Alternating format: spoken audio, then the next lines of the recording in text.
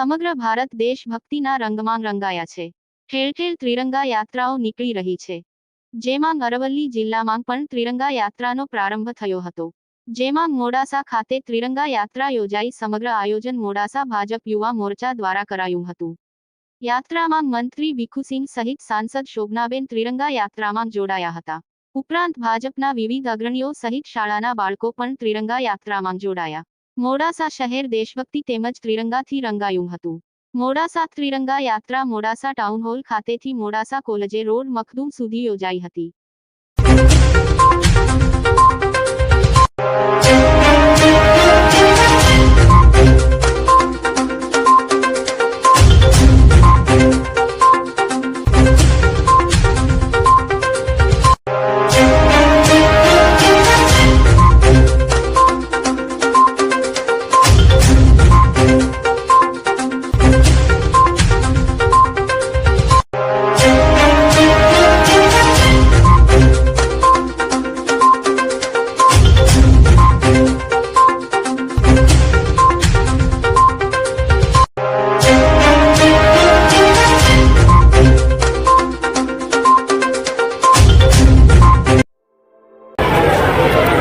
મોડાસા ખાતે યુવા મોરચાના પ્રમુખ ભાઈ શ્રી અમીશભાઈ અને એમની ટીમ દ્વારા તિરંગા યાત્રાનું આયોજન કરવામાં આવ્યું છે।